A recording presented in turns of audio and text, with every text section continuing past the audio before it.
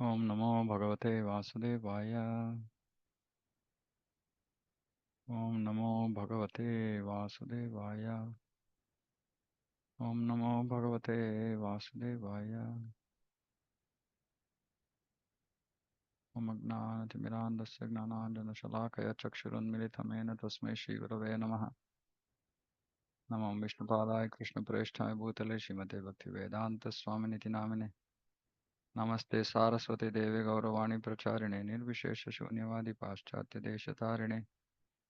Jai Shri Krishna Chaitanya Prabhu Nityanand Shri Advaita Gadadhar शिवासादि Gaur भक्तवृंद Hare Krishna Krishna Krishna Hare Hare Hare Ram Ram Ram Hare Hare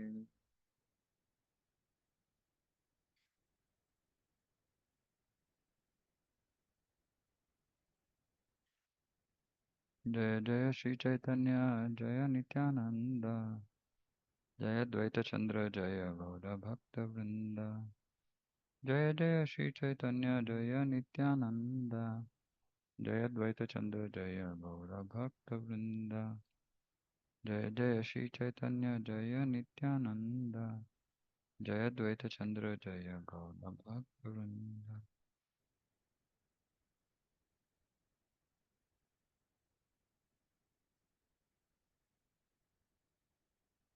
Okay, so Sri Radha Tattva.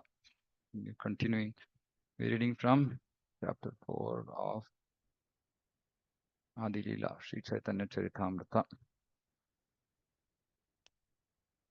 So we're continuing from where yesterday we left off. Krishna is saying that if one cherishes pure loving devotion to me, thinking of me as his son, his friend, or his beloved, regarding himself as great and considering me his equal or inferior, I become subordinate to him. So we continue. Devotional service rendered to me by the living beings revives their eternal life. Amritatvaya kalpate. In Bhagavad Gita only Krishna says that by doing devotion, our eternal life is revived. Oh my dear damsels of Raja, your affection for me is your good fortune, for it is the only means by which you have obtained my favor. So affection for Krishna, somebody has affection for Krishna, it is their good fortune.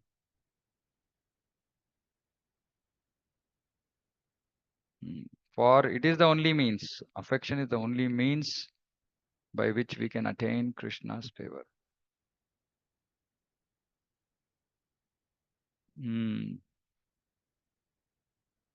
So this bhakti is there in the heart of the devotee.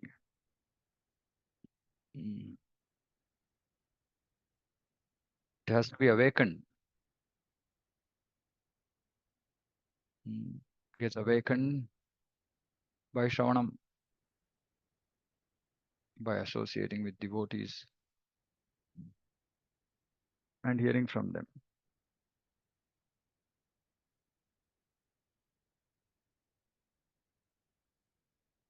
Till this affection, sneha, mat sneha. So these are all very high stages of bhakti.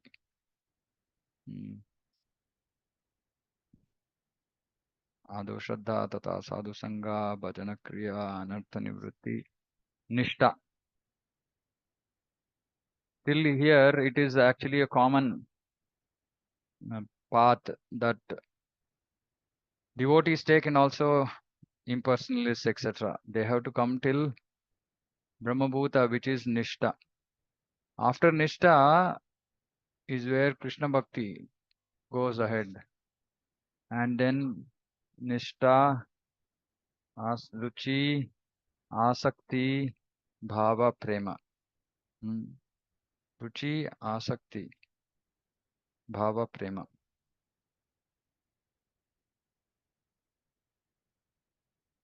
So these things will get awakened. The Ruchi will manifest.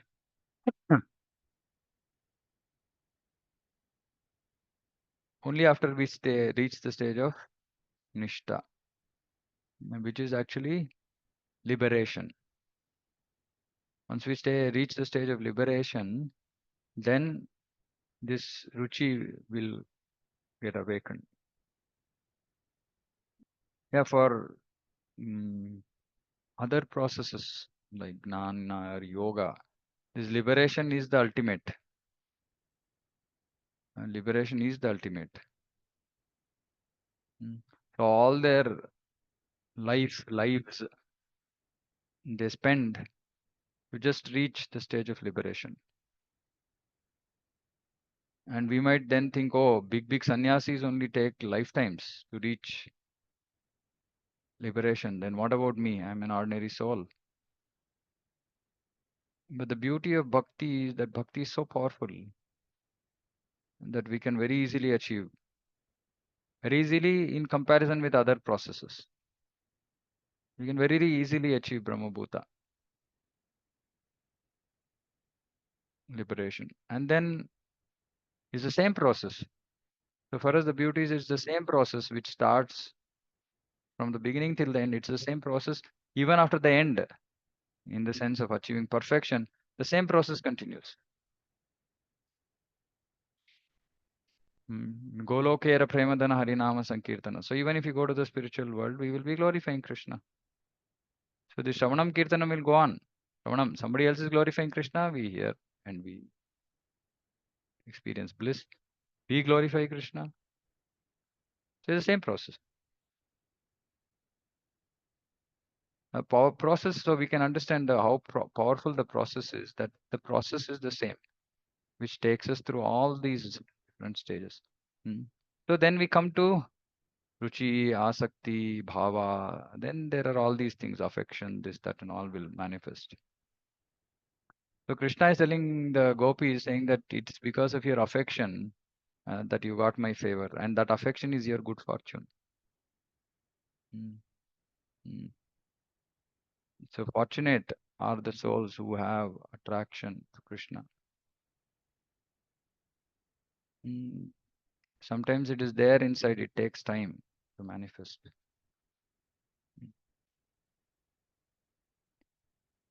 Mother sometimes binds me as her son. She nourishes and protects me, thinking me utterly helpless. So yesterday, okay, so how many devotees here think that this is so nice? Mother sometimes binds me as her son. She nourishes and protects me, thinking me utterly helpless. So when we hear this statement, what do we feel? What thoughts run through our mind? Mother sometimes binds Krishna as her son. She nourishes and protects Krishna, thinking Krishna utterly helpless. Hare Krishna, please. Yeah. We can control Krishna, like We can control Krishna. control. Okay. Okay. We can control Krishna. Okay. What else? What else comes to our mind? Such sweet Vatsalya, Yeah, Shruti Mataji. Vatsalya, that love and affection towards her son. Okay. Love and affection towards her son. Okay. Yeah, Ruchira Mataji. Yes, Prabhuji, same sweetness, such sweet relationship Sweet of mother and relationship. Does this, okay, now I'm just again continuing the thread from yesterday's discussion. Thinking of the Lord's opulence, thinking of the Lord's sweetness. What attracts us more?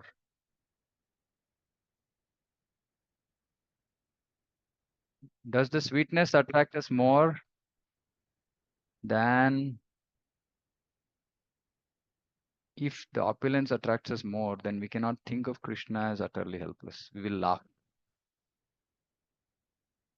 We laugh at it, saying that all utterly helpless people go to and take shelter of the Supreme Lord. How can he be utterly helpless?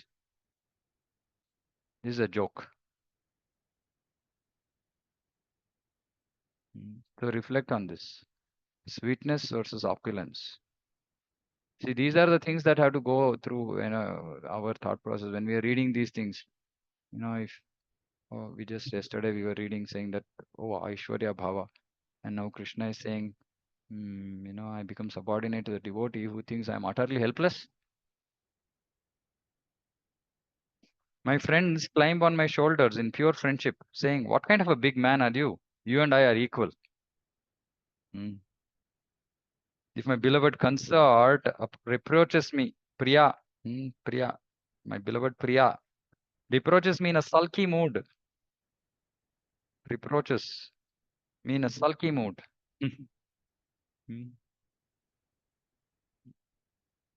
That steals my mind from the reverent hymns of the Vedas.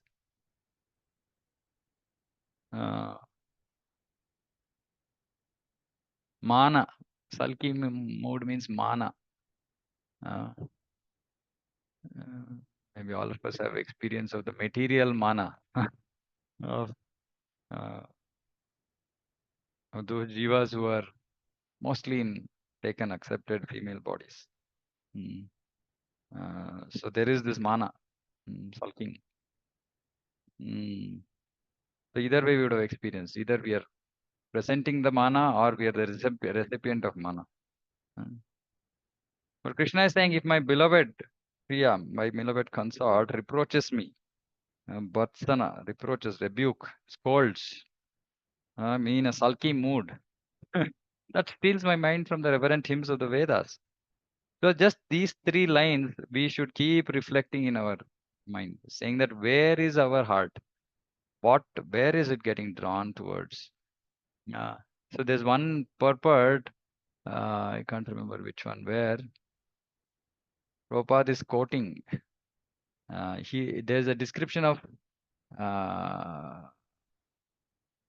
opulence of the Supreme Lord, and there's a description of sweetness of Supreme Lord. And then after these 2 paragraphs, then Prabhupada writes, then now you see which one attracts you. Of course, rhetorical. Prabhupada is saying, how can opulence attract you like that? But so all of us as devotees have to reflect on this, right? The Aishwarya of the Lord and the sweetness of the Lord. And for you to for us to understand what is the sweetness of the Lord, these 3 verses are enough. These 3 verses help us understand what is the sweetness of the Lord.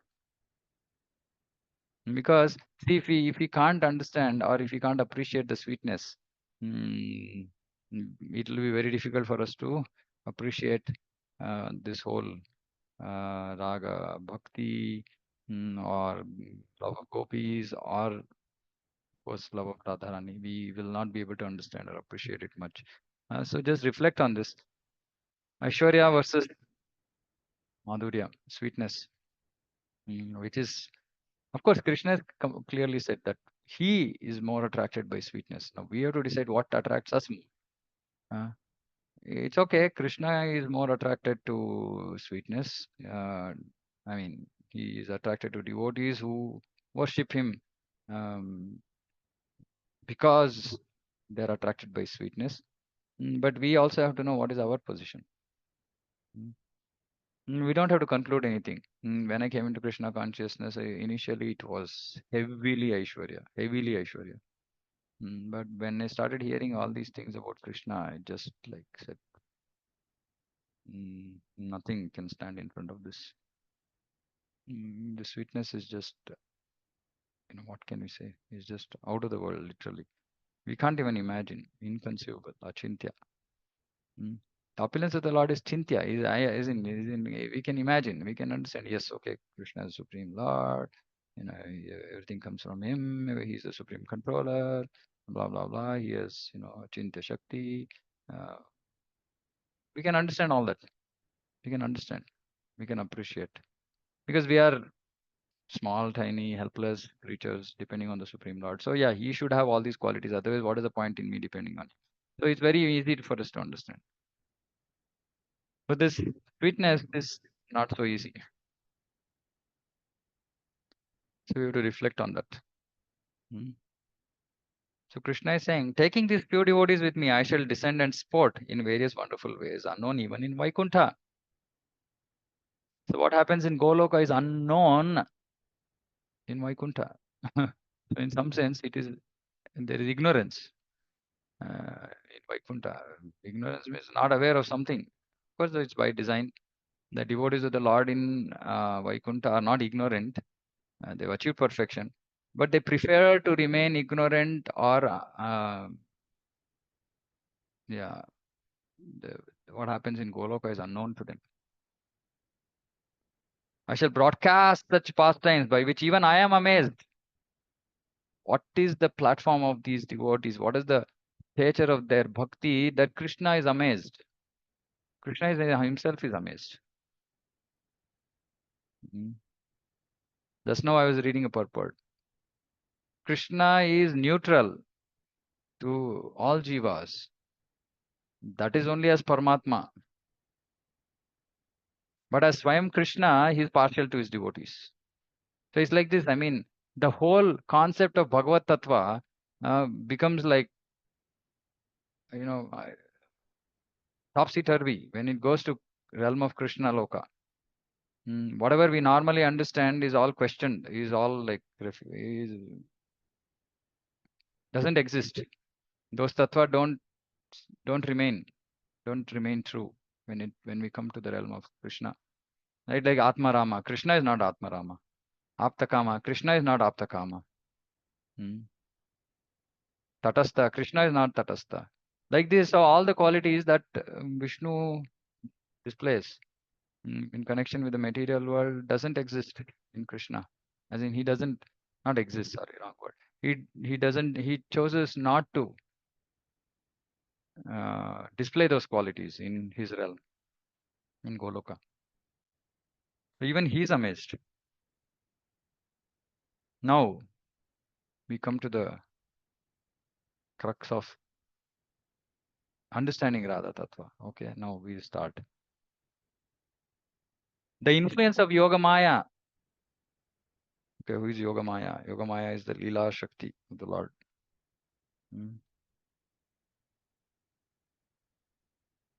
So Prabhupada is saying Yoga Maya is the name of the internal potency that makes the Lord forget himself and become an object of love for his pure devotee in different transcendental mellows.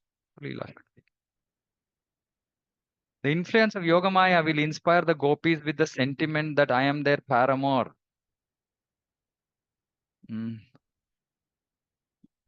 Paramour basically means unmarried man, meaning when a married lady thinks of another person, another man, he's called a paramour.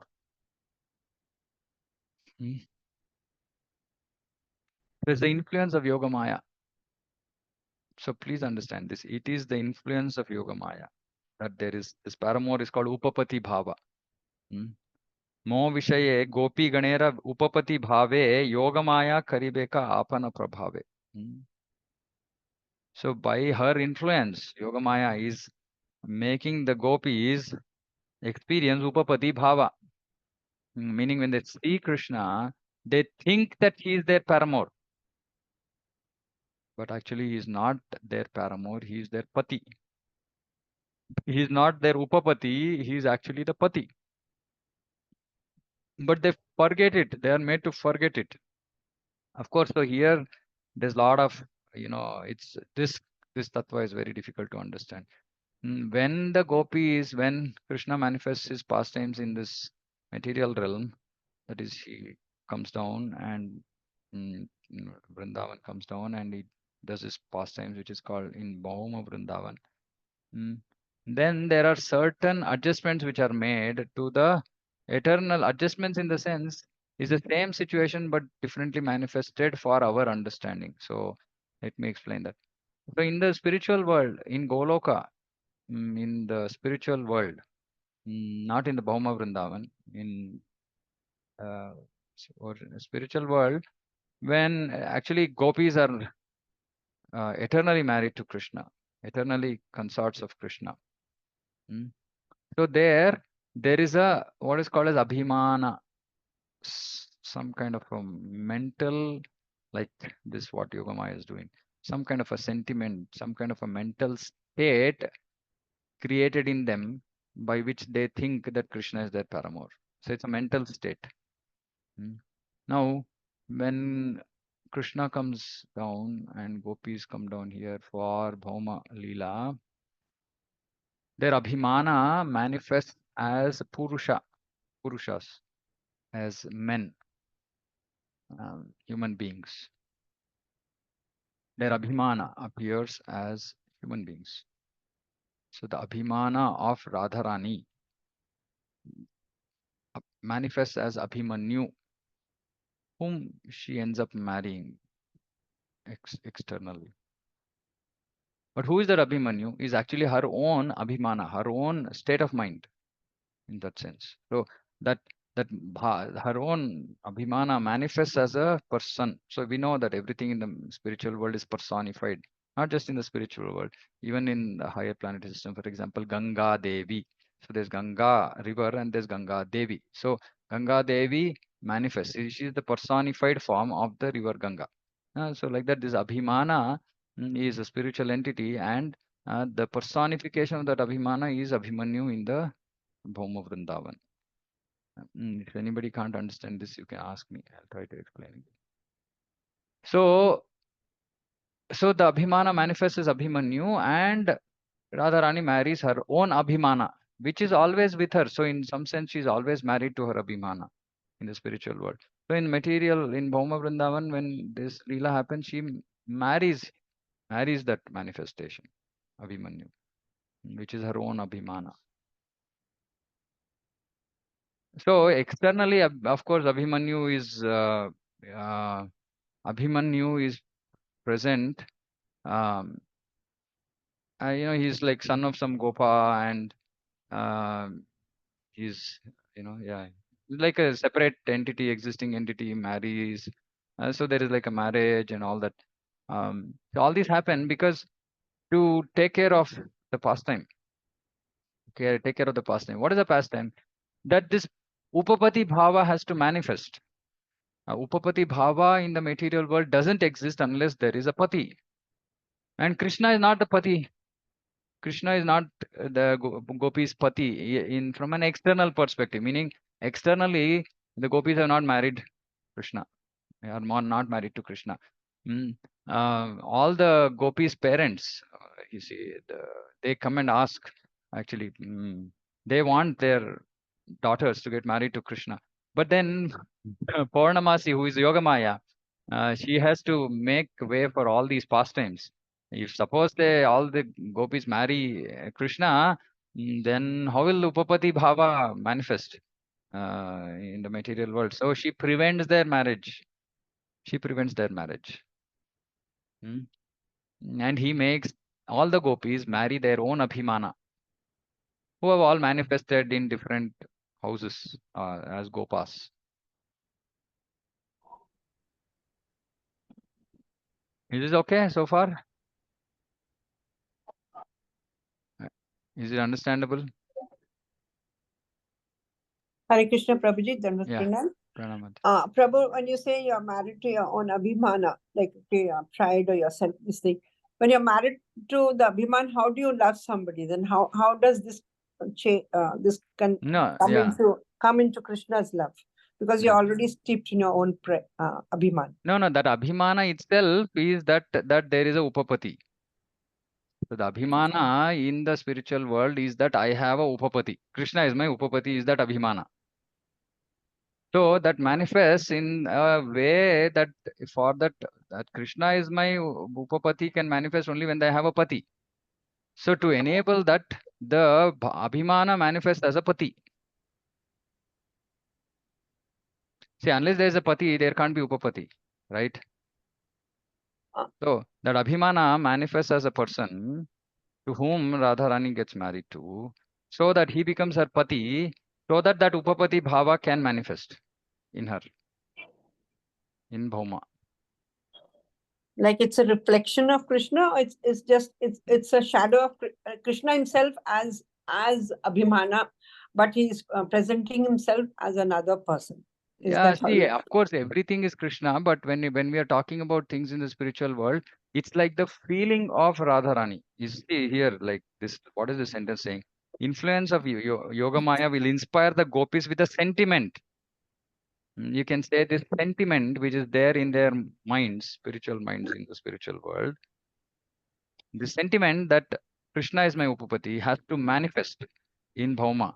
So to enable that Yogamaya, that Abhimana actually becomes a person, right? And then gopis marry their Abhimana, so that now that Upapati, meaning now I'm married to somebody else, but I love Krishna. So Krishna is my Upapati, becomes possible. Okay. So all the and this is true with all the eternal.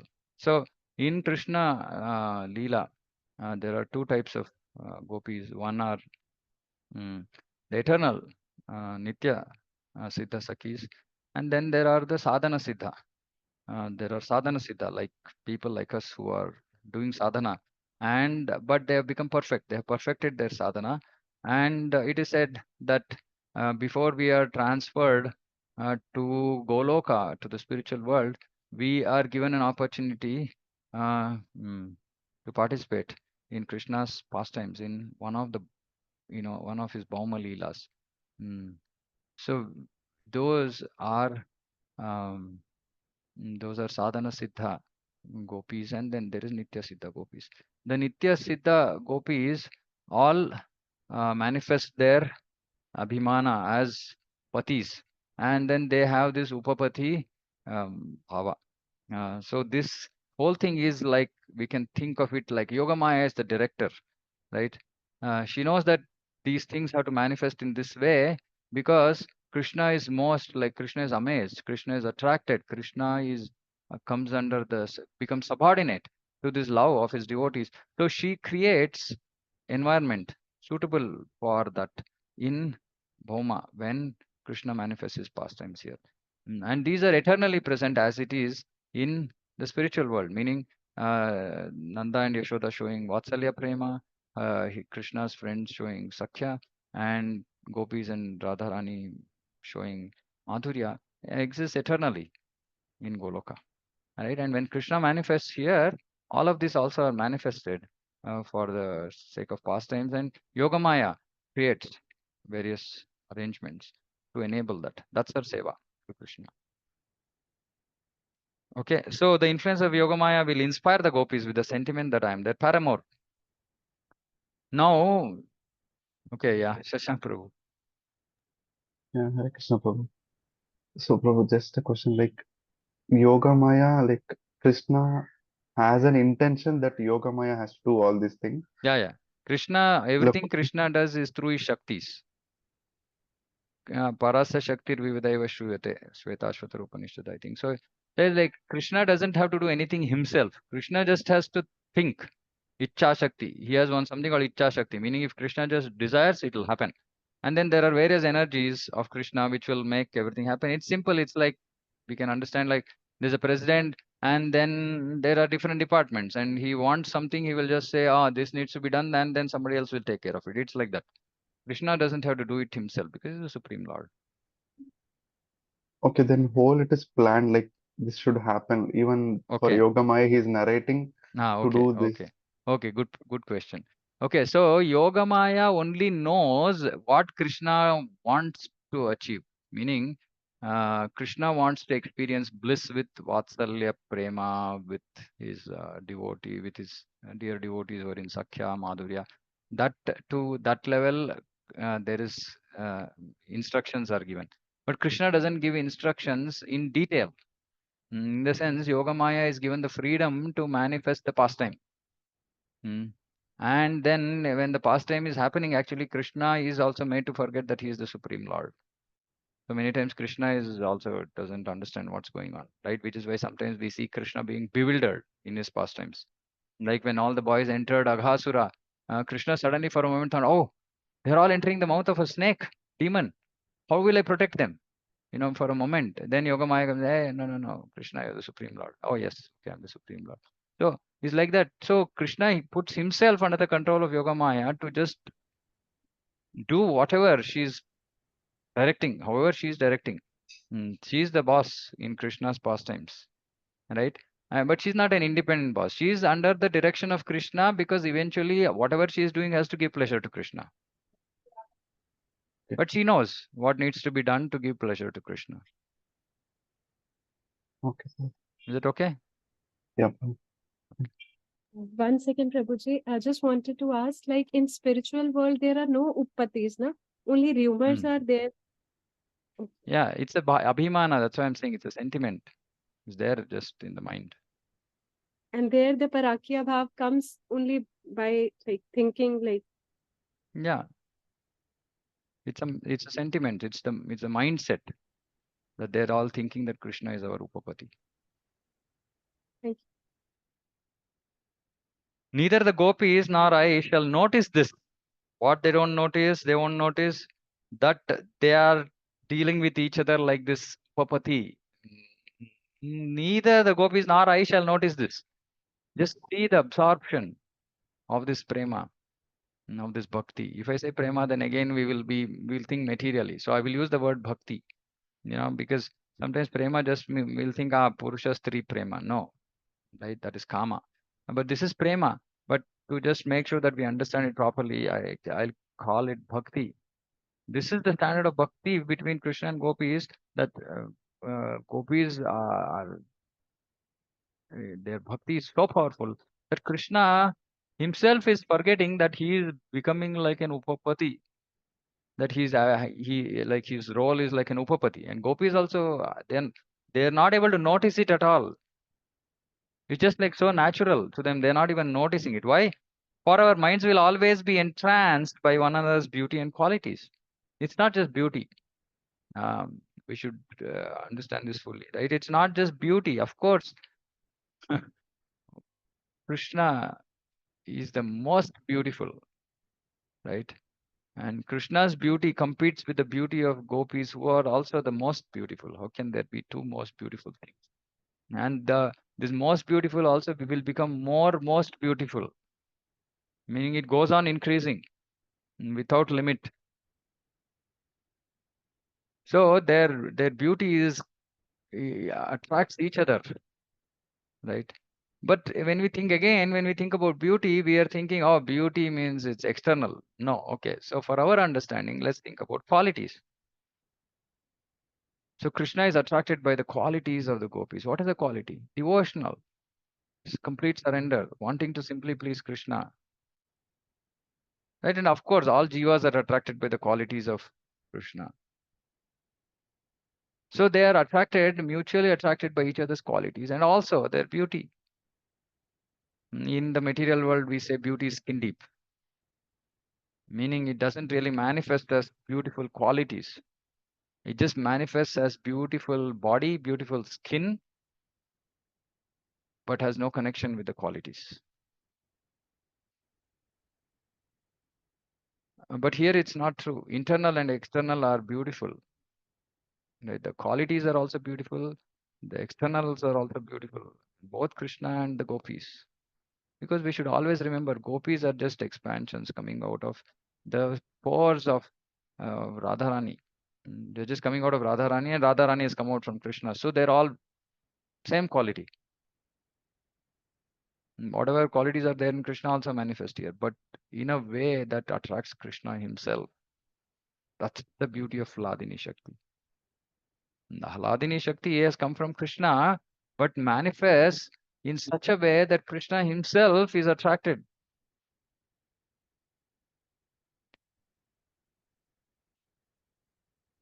So their minds are completely entranced. Moha.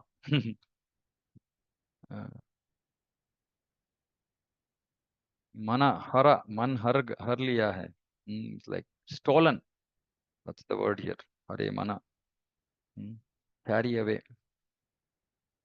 The beauty and qualities actually carry away their minds. And so they are not able to just notice this upapati bhava between them. Pure attachment will unite us even at the expense of moral and religious duties. Destiny will sometimes bring us together and sometimes separate us. Pure attachment will unite us. Pure attachment. You know, this is this Sarva Dharman Parityaja, right? Where Dharma Chadi. Here, Bengali says Dharma Chadi. Rage Duhiye Karaye Milana. The Dharma, they're giving up Dharma to come together. Gopis and Krishna have to come together, meet each other. They have to give up Dharma. Because Dharma says that Upapati cannot, Upapati is Adharma. And of course, then they also have their own duties, right? They're giving up all that. And how or what is the cause? Pure attachment to Krishna. Pure attachment to Krishna.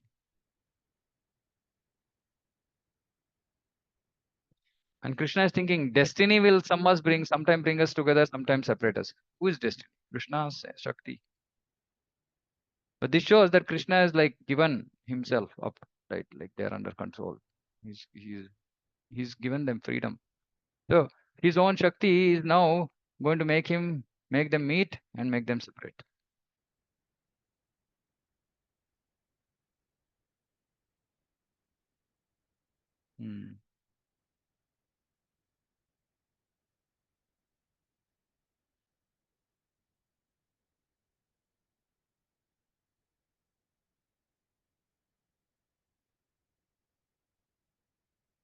So Prabhupada is writing in the purport here. Spontaneous attraction of Sri Krishna for his dearest parts and parcels generates an enthusiasm that obliges Sri Krishna and the gopis to meet together. To celebrate this transcendental enthusiasm, there is need of a sentiment of separation between the lover and so there is separation and then there is union. There's separation and in union.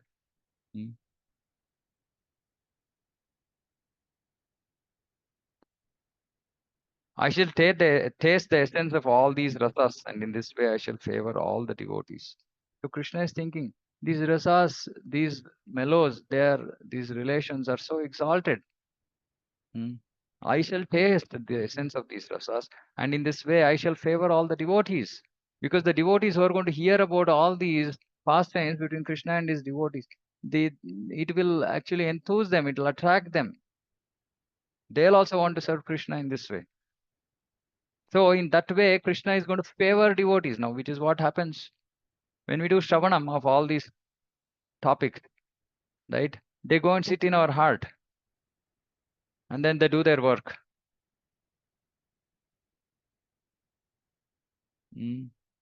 So it's a favor.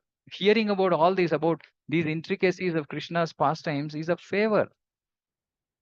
It's a big favor.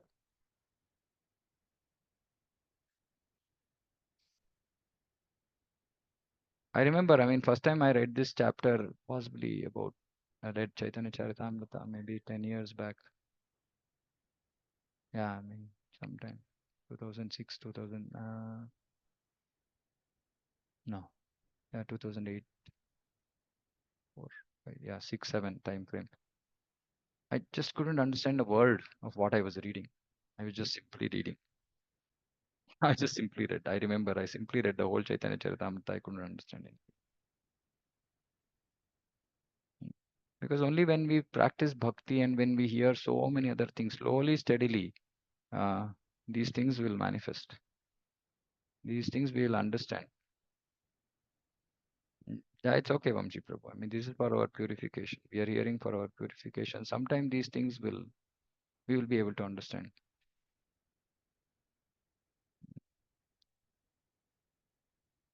Some of these things we can understand when we stop putting logic. We should stop using logic. Don't try to use logic to understand these things. Just hear and say that, okay, this is what, apparently this is the tattva. Okay, I'm hearing. And I'm accepting because it's given by our acharyas. And slowly and steadily we will understand this. So Krishna is saying, then by hearing about the pure love of the residents of Raja, devotees will worship me on the path of spontaneous love, abandoning all rituals of religiosity and fruitive activity. Dharma, karma, chadi. So by just hearing, see, this is our process. This is why Prabhupada gave Krishna book. Krishna is saying, by hearing about the pure love of the residents of Raja. So by reading Krishna book, when we read Krishna book, we are hearing about the pure love of the residents of Raja. What will happen by doing that? Devotees will worship me on the path of spontaneous love. That is what is going to take us onto this path of Raga Bhakti. Just simply repeatedly hearing about Krishna and the Rajavasis and their love. Not just Madhurya, even Vatsalya, Sakhya, everything. Because we don't know what our constitutional position is. We don't know what we're going to get attracted from by, right?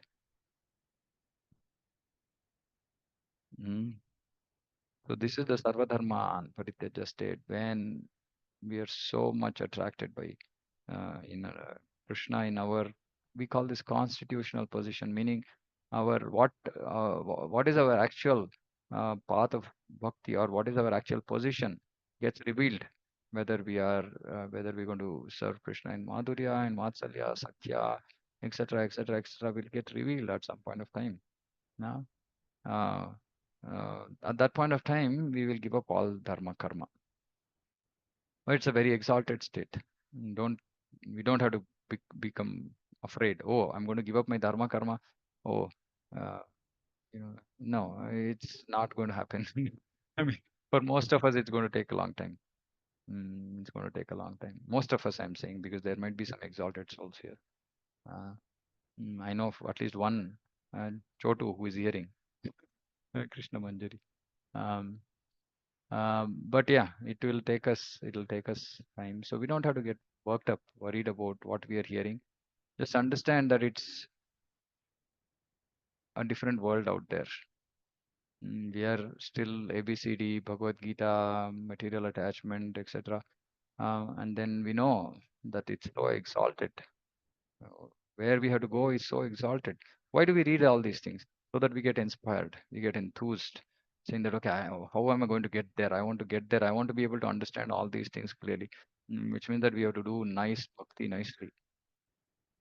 Pure bhakti we have to do strictly, sincerely, seriously, like I am been repeating, because those are the qualities which are required. Otherwise, we won't get to any of these. We won't get to any of this. If you are doing Mishra Bhakti, material enjoyment, yeah, we can remain on that platform. We can enjoy material things, but we'll never be able to come to the platform of even understanding. Forget about no question of relishing or experiencing bliss. If we don't even understand any of these things, if we are stuck, if we are attached to material things, la puja, pratishtha, money, opulence, position. I mean, if you're attracted by all this, then we cannot. It will take us a long time. Take us a long time by the time we come to the stage of purity when we can even when we are ready to hear this and understand it, accept it, right, and then realize it. Okay, so again, I'm stopping here. Okay, stopping here. Any questions?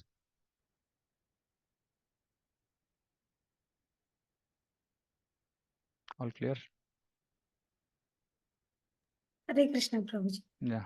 Prabhuji, you said that the gopis have come from Krishna, so they have the qualities of Krishna. It's We true have, for us also. yes, Prabhuji, but we have also come from Krishna. Why we are so much contaminated and we have Because forgot Krishna? we wanted to be contaminated. We wanted to be contaminated. See, even okay, one thing we don't know why. Yeah, it's a good question, right? Like we do. Yeah, somehow we became contaminated. But now we know that we are contaminated, right? But now we still choose to remain contaminated. That is inconceivable. Okay, sometime maybe I didn't know. Don't know, whatever was that situation. But now we know. But still we find it so difficult to get over all this contamination. Yeah.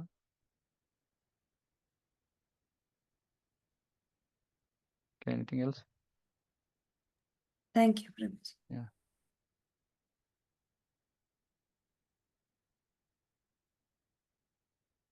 Okay. Hare Krishna, Prabhu. Yeah, is this like, is this like waste of time? I mean, is it like too much bouncers?